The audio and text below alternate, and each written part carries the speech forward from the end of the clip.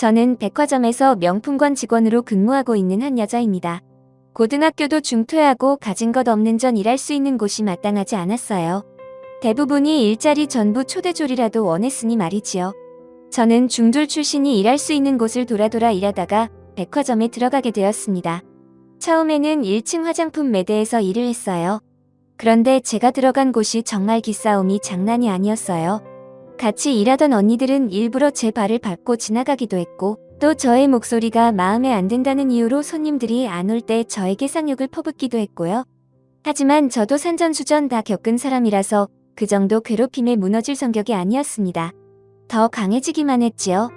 왜냐하면 전 어릴 때부터 늘 혼자였고 괴롭힘에 익숙했으니 말이지요. 그렇게 악착같이 돈을 벌기 위해 버티었고, 전 제자리에서 최선을 다했습니다. 오히려 손님들에게 샘플링 같은 것도 일일이 다 시연해드리고, 또 물건을 사지 않을 것 같은 손님들에게도 차갑게 대하는 것이 아니라 오히려 더 살갑게 대하면서 최선을 다해 친절하게 응대했어요. 그렇게 시간이 흐르다 보니 갑자기 백화점 매니저님께서 저의 매장에 직접 내려오신 겁니다. 원래는 월말에 컴플레인 걸린 것 있거나 매장 변동 사항이 있을 때만 저의 매장 부매니저님을 통해 안내 사항을 전달하는데 백화점 총 매니저님이 내려온 적은 한 번도 없으셨거든요. 저와 직원들은 바짝 긴장을 하고 매니저님을 기다리고 있었습니다. 그런데 매니저님이 뜻밖의 말씀을 하시는 겁니다. 조진현 씨 이달에 우수사원으로 뽑히셨어요. 조진현님만 유독 우리 칭찬 게시판에 칭찬 글이 엄청 올라오더라고요. 내가 근무하면서 이렇게 많은 사람들이 특정 사람을 지목하면서 칭찬하는 건 처음 봤는데 굉장히 이례적이에요. 조진현 씨 때문에 우리 백화점 이미지도 좋아지고 손님들도 많이 방문하는 것 같아서 저희 인사팀에서 이제 보너스랑 특별 제안한다고 해서 이렇게 직접 와서 말해드리는 거예요. 그런데 조진현 씨의 칭찬과 함께 거기엔 화장품 매대 다른 직원들이 매우 불편하게 응대하고 사람을 차별한다고 적혀 있더라고요. 그게 한두 번이 아니었어요. 몇 달간은 지켜봤는데 또 매장 직원분한테 경고도 드렸는데 피드백이 잘 안 된 모양이죠. 어쨌든 조진현 씨는 너무 수고 많으셨고 덕분에 손님들이 저의 백화점 이미지를 좋게 생각해 주신 것 같아요. 하면서 제 어깨를 두들기고 남들 다 보는 앞에서 칭찬을 해주셨어요. 저는 너무너무 기분이 좋았고 저를 괴롭혔던 그 직원들은 구석이 박혀 저를 한껏 째려보고 있더라고요. 결국 그 직원들은 매장 매니저님이 권위로 일을 그만두었고 저는 위층 명품 매장으로 스카웃되었습니다. 제가 고객 응대를 너무 잘하고 또 제가 온 이후로 매출이 확 올랐다고 해서 위쪽 팀장님이 저의 매니저님께 부탁해서 저를 데려오신 거였어요. 화장품 매대에서 일할 때보다 봉급이 80만 원이나 더 많았으니 저로서는 너무나 횡재한 거였죠. 얼마나 기분이 좋았는지 몰랐어요. 남들은 백화점에서 일하는 게 뭐 그렇게 기분 좋을 일이라고 할 수 있는데 전 갈 곳도 없고 어디 기업에서 받아주지도 않는 그런 사람이라서 누군가가 저를 원한다는 말 자체가 저에게는 꿈 같은 일이었습니다. 그렇게 명품 매장에서 일할 때도 최선을 다해 응대해드렸어요. 오히려 그곳은 VIP 손님들이 자주 오셨는데 더 친절하셨어요. 자주 매장을 방문하시니까 직원들 얼굴도 다 알고 그만큼 저희에게 예의도 갖추었기 때문이었죠. 게다가 같이 일하는 매장 직원분들도 아래 화장품 매대에서 일할 때와는 차원이 달랐어요. 서로의 일을 존중해주고 또 서로에게 터치를 안 했으니 저로서는 너무 좋았죠. 어찌되었건 인간관계에서 받을 스트레스는 없어졌으니 말이지요. 그렇게 몇 달 일하니 일도 눈에 익고 자주 오는 손님들과도 어느 정도 친분이 쌓이고 점점 요령을 터득해 나갔죠. 그리고 또 감사하게도 제 응대가 좋다고 매장이 오실 때마다 저를 찾으시는 분들도 생겼고요. 하루하루 일해 나가며 뿌듯함을 느끼고 있을 때쯤 저에게 사건이 터졌습니다. 한 남자 고객분께서 여자친구 가방을 사준다고 480만 원을 결제하셨어요. 저는 당연히 모든 절차를 매뉴얼대로 알려드리고 이제 환불 규정까지 구두로 숙지해둔 다음에 결제를 도와드렸죠. 그런데 결제가 끝나자마자 갑자기 저에게 뭐 이만큼 돈을 썼는데 작은 카드 지갑 같은 거 주는 게 없냐고 하더라고요. 사실 저희 매장이 카드 지갑만 해도 80만 원이 넘어서 도저히 서비스나 그런 게 있을 수가 없는 구조예요. 그래서 전 정중하게 말씀드렸죠. 손님 죄송합니다. 저희는 따로 상품이나 이벤트가 지금 없는 상황이에요. 제가 알고 있기로는 저희 브랜드가 이벤트 같은 걸 한 적이 없고 또 할인 제도도 현재는 없는 상황이라서요. 도움을 드리지 못해 죄송합니다. 라고 하자 그 손님은 뭐야 돈을 이렇게 쓰는데 말이 되나? 기분이 확 나쁘려고 하네. 나 그냥 이거 카드 지갑 가져간다. 서비스 괜찮잖아. 하면서 80만원짜리 카드 지갑을 손에 들고 매장을 나가려고 하는 겁니다. 저는 장난인 줄 알았는데 진짜 뒤도 안 돌아보고 나가시더라고요. 너무 깜짝 놀라서 손님 저희 이거 판매하는 상품입니다. 가지고 나가시면 안 돼요. 하면서 후다닥 달려가 손님이 손에 있던 카드 지갑을 가져왔어요. 손님은 어쩌구니 없다는 표정으로 저를 위아래로 찌려본 뒤 와 진짜 안 주네 징하다 징해. 내내 그렇게 일해서 부자 되세요. 뭐 부잣집 사람만 상대하니까 지네가 부자인 줄 아나. 나도 돈 많아. 근데 그냥 서비스 없나 해서 물어본 거지. 내가 거지면 왜 여자친구한테 이런 걸 사주겠어? 하면서 묻지도 않는 말을 하며 가더라고요. 솔직히 완전 어이가 없었습니다. 누가 명품 매장을 와서 80만원짜리 카드 지갑을 공짜로 달라고 하나요? 진상을 많이 봤지만 진짜 그 카드 지갑을 가지고 나가는 사람은 처음이었어요. 제가 다시 그 카드 지갑을 가지고 매장에 들어가자 직원들이 미친 거 아니야? 뭔 저런 진상이 다 있어. 나이도 어린 거 같은데? 자기야 수고했어. 자기니까 침착하게 응대한 거지. 나 같으면 명찰 떼고 바로 쌍욕부터 나갔어. 아유 더러워서 진짜 일을 그만두던가 해야지. 하면서 저를 위로해 주었습니다. 그렇게 마음을 추스리고 다시 일을 하고 있을 때쯤 그 일이 생기고 한 3주 정도 지났나 갑자기 누군가 얼굴이 시뻘개져서 가방을 들고 매장 안으로 들어온 겁니다. 저는 고개를 돌려 손님이 얼굴을 확인했는데 그때 그 카드 지갑 달라고 진상 부렸던 그놈이었어요. 전 순간 심장이 쿵쿵 뛰고 보동맥이 걸린 것처럼 긴장이 되었지만 최대한 차분하고 상냥하게 손님 무슨 일이세요? 하고 여쭈었죠. 그러자 그놈이 대뜸 소리를 버럭 지르며 뭐야 내가 이거 400 넘게 주고 샀는데 이 가방에 실밥이 터져 있잖아. 내 여자친구가 얼마나 난리인 줄 알아? 잡사왔다고? 빨리 환불해줘. 내가 이것 때문에 여자친구랑 싸우고 헤어졌다고? 내 인생 니네들이 책임질 거야? 당장 환불해 하면서 소리를 고래 지르는 겁니다. 아니 진상도 적당히 진상이어야 이해가 되지 갑자기 무슨 3주 동안 쓰셨으면서 실밥이 터졌느냐 어쩌느니 하는 것은 말이 안 되었어요. 워낙 고가라서 상품을 내어드릴 때도 하자 없는 거 장갑 끼고 전부 확인한 다음에 드리거든요. 어이가 없는 걸 꼭 참고 손님한테 알려드렸죠. 손님 환불 규정이 기한이 지난 상황이라 환불이 힘듭니다. 저희가 가방 들을 때 이런 일을 방지하고자 이제 실밥이랑 매듭 손잡이 그리고 가죽 상태 전부 장갑 끼고 하자 없다는 것을 확인시켜드렸고요. 그때 손님도 확인하셨어요. 많이 속상하시겠지만 지금 현 상태로는 저희가 해드릴 게 없습니다. 정말 죄송합니다. 라고 하자 그놈은 저 얼굴에 가방을 들이밀면서 말을 하더라고요. 야야, 네가 눈으로 한번 쳐보고 말을 해봐. 이게 하자가 없어. 이 새끼들이 돈에 환장을 했나? 똑바로 보고 말을 하란 말이야. 하면서 가방으로 절 위협하더라고요. 저는 눈물이 찔끔 나왔지만 꼭 참고 고객님 가방 살펴보니까 안에 사용 흔적도 있고 잉크 번짐도 있어서 이건에 대해서는 저희가 정말 해드릴 수 있는 게 없어요. 저도 고객님을 도와드리고 싶은데 죄송합니다. 고객님. 라고 하자 그놈이 기차통 삶아먹은 것 같은 고함을 지르며 아, 야, 너 내가 처음 얼굴 봤을 때부터 마음에 안 들었어. 너 내가 카드 지갑 그거 서비스 달라고 했다고 나 그지 취급하는 거냐?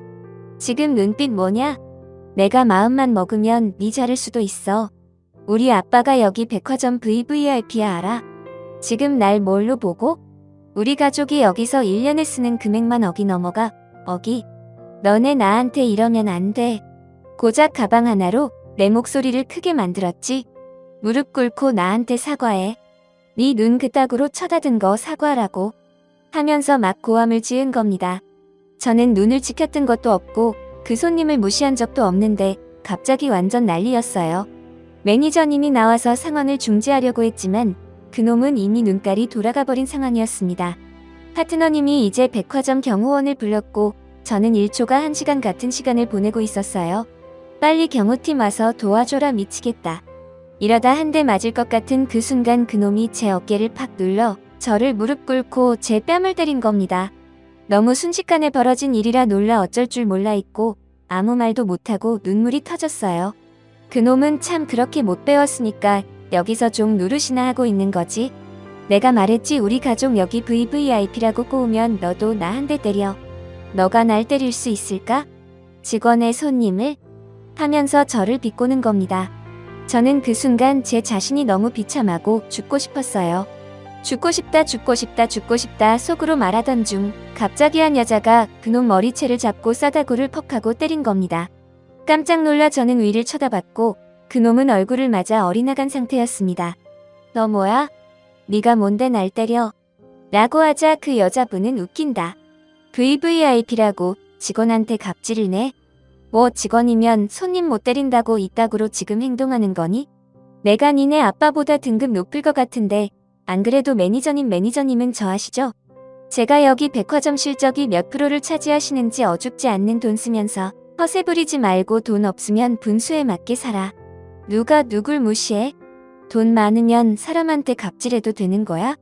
이 새끼가 진짜 어이가 없어서 내가 프라이빗쇼에서도 너 얼굴 한 번도 못 본 것 같은데 여기 회원인 건 맞고 거짓말 치다가 들통나서 눈물 흘리지 말고 그냥 지금 빨리 꺼져. 알바해서 여친 가방 사줬는데 헤어지니까 쪽팔려서 가방이라도 환불받으려고 이딴 짓 떨지 말고 아구하면서 저 대신 통쾌한 복수를 해준 겁니다.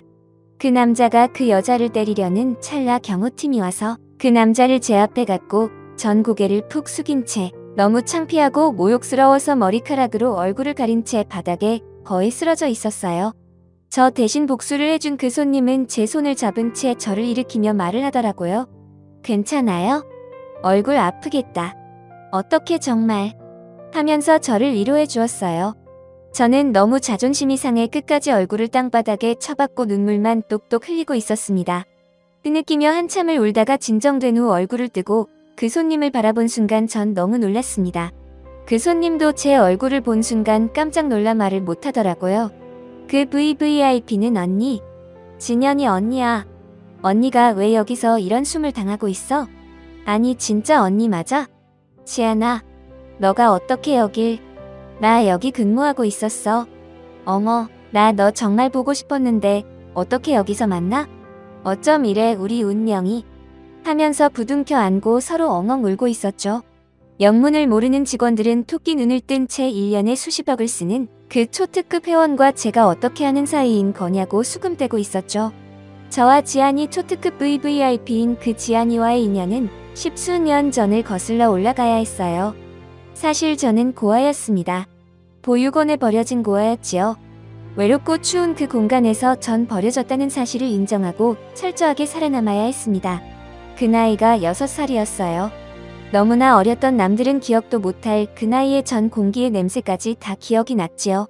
쾌쾌한 곰팡이 냄새가 나던 보육원 버려졌던 그 첫날 나에게 애정이라고는 없어 보이는 엄마의 마지막 한마디. 드디어 거머리 같은 걸 떼어낸 기분이네 라고 혼자 중얼거렸던 엄마의 그 한마디는 제 가슴에 처절하게 상처를 꽂혔어요.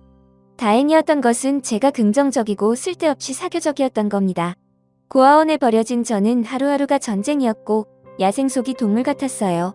먹고 살기 위해서 밥 먹는 것조차 경쟁이긴 하지만 그래도 밥 먹을 수 있음에 감사하고 혼자가 아니란 점에 또 감사했죠.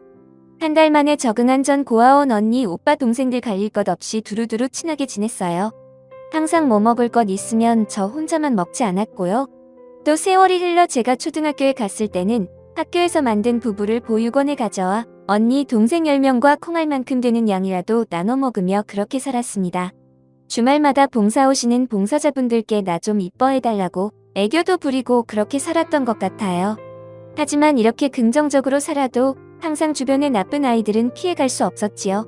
보육원에는 친절하고 착한 아이들만 있는 게 아니었어요. 껄렁대고 나쁜 마음을 가진 소위 양아치 같은 애들도 살았습니다. 제가 중학교에 올라갔을 때 그 아이들의 악행은 더더욱 심해졌어요. 그 시기에 초등학생인 지안이, 그러니까 저를 백화점에서 구해준 그 지안이가 보육원에 오게 되었어요. 파양되어 다시 보육원으로 돌아온 지안이는 상처가 많았고 경계가 무척이나 심했어요. 얼굴은 또 무진장 이뻐서 모두의 시기 질투를 샀고 철저하게 밝혀질 그런 존재였습니다. 혹시나는 역시나가 되었고 지안이는 보육원에 온 날부터 왕따를 당했어요. 그런 지안이를 지켜보던 전 먼저 손을 내밀었죠. 이름이 지안이라고 했나? 반가워. 난 진현이. 우리 같이 밥 먹을래? 학교 끝나고 나랑 같이 책 읽고 놀자 하면서요. 지안이는 선든 마음을 쉽게 울지 않았어요. 끈질기게 포기하지 않았고 지안이 마음을 여는데 성공했지요. 그렇게 어두웠던 지안이는 저 덕분에 조금씩 미소를 찾았어요. 그렇게 잘 지내고 있던 도중 일이 터졌습니다. 제가 중학교 수학여행을 2박 3일 가는 날이었어요. 지안이한테 내가 경주 가서 기념품 사오겠다고 이틀만 언니 없이 잘 있으라고 했죠. 왜 제가 지안이를 걱정했냐면 보육원 양아치 애들이 호시탐탐 지안이를 건드리고 괴롭히려고 노리고 있었거든요. 아무래도 보육원 생활을 오래 한 제가 있었기 때문에 지안이를 못 건드렸지만 제가 없으면 지안이에게 무슨 일을 벌일지 모르는 놈들이라 전 걱정이 되었습니다. 그런데 왜 걱정은 항상 현실이 되는 걸까요? 수학여행을 갔다 온 전 지안이부터 찾았어요. 그런데 지안이가 안 보이는 겁니다. 지안이 어디 있어? 라고 하니까 아이가 저기 창고로 가던데 라고 하더라고요. 창고로 가자 지안이가 그 컴컴한 곳에 쭈그려 있었습니다. 지안아, 언니 왔어. 잘 있었어? 라고 하자 지안이는 얼빠진 표정으로 아무 말을 못하고 있었어요. 무슨 일이야, 왜 그래? 라고 물었더니 지안이는 그제서야 참았던 눈물을 터뜨린 겁니다. 제가 우려했던 일이 벌어진 거예요. 제가 없을 때 그 양아치 놈들이 지안이를 창고에 가두고 안 보이는 곳을 무진장 팼고 그물이 좋은 남자애가 지안이 몸에 손을 댄 겁니다. 저는 너무 화가 나서 참을 수 없었어요. 바로 보육원으로 들어가 그놈 무리들을 창고로 오라고 했습니다. 전 그리고 그 남자에게 말했죠. 내가 지안이 건드렸어. 이 어린애. 얘 여기 손등에 멍이랑 허벅지에 피 먹는 거 다 니네가 있지. 니네 진짜 미쳤냐? 왜 그래? 애가 너한테 피해준 것도 없잖아. 왜 그러냐고? 니네 진짜 왜 그렇게 살아? 하면서 화를 냈고 그놈은 화가 나서 제게 손을 들어 얼굴을 때리려고 했어요. 하지만 저도 산전수전 다 겪고 그때 당시 키도 크고 그 남자애만큼 살집도 있어서 가만히 있지 않았죠. 뒤엉켜 싸웠어요. 하지만 아무리 제가 힘이 좋아도 여자라 그 남자한테 못 이겼습니다. 당연히 저도 얼굴이 통통 부었어요. 하지만 지안이를 위해 복수할 수밖에 없었어요. 화를 냈어야 했어요. 가만히 있으면 그래도 되는 줄 알고 더 밟을 테니까요. 제가 그 남자애보다 훨씬 많이 맞았지만 그래도 제가 기죽지 않고 소리를 내고 발악을 한 덕분인지 그 이후부터는 그놈들이 지안이를 건드리지 않더라고요. 얼굴이 통통 부은 절 본 지안이는 언니 미안해. 나 때문에? 언니 다 나 때문이야. 내가 언니 진짜 성공해서 꼭 이 은혜 갚을 거야. 나 진짜 언니 없었으면 이 세상에 없었을 거야. 언니는 내 친언니야. 하면서 펑펑 울었죠. 그렇게 저희는 서로에게 의지하며 그 외롭고 고독한 보육원 생활을 버티었어요. 그러다 보육원 원장님께서 비리 관련으로 구속되었고 거기 직원들도 불구속되거나 소송에 걸려 보육원 애들이 뿔뿔이 흩어지게 되었습니다. 그때 지안이와 저도 헤어졌어요. 저는 고등학생이 되었을 때 아예 독립을 해서 기술고등학교에 입학했는데 그때 제가 고아라는 게 전교의 소문이나 왕따를 당했습니다. 의지할 곳 없던 전 결국 참지 못하고 자퇴를 했고 그렇게 폐인 생활을 지속하던 중 정신을 차리고 일자리를 구했던 거였죠. 고깃집 청소 헬스장 카운터 등등 거의 몇 년 동안 알바 생활을 전전하다가 서른을 바라보는 나이가 되어서야 그 백화점에 입사해 나름 안정적으로 일을 하고 있었던 겁니다. 그런데 그곳에서 지안이를 만난 거였어요. 게다가 지안이는 VVIP에 엄청나게 성공한 사람이 되었죠. 전 눈물을 흘리며 지안이에게 물었습니다. 너 어떻게 된 거냐고 그 호리호리했던 애가 어떻게 이렇게 당차고 멋있어졌냐고 하자 지안이는 펑펑 울며 제게 말하는 겁니다. 지안이는 고등학교 때부터 이제 돈을 벌기 위해 쇼핑몰 피팅 모델 일을 했나 봐요. 애가 이쁘장 아니까요. 그러던 중 중국 쪽에서 연예계 데뷔 비슷한 제안이 왔고 지안이가 중국으로 넘어갔나 봅니다. 그런데 그게 사기 계약이었고 중국에서 고생만 엄청 했대요. 그런데 그게 기회였던 거였죠.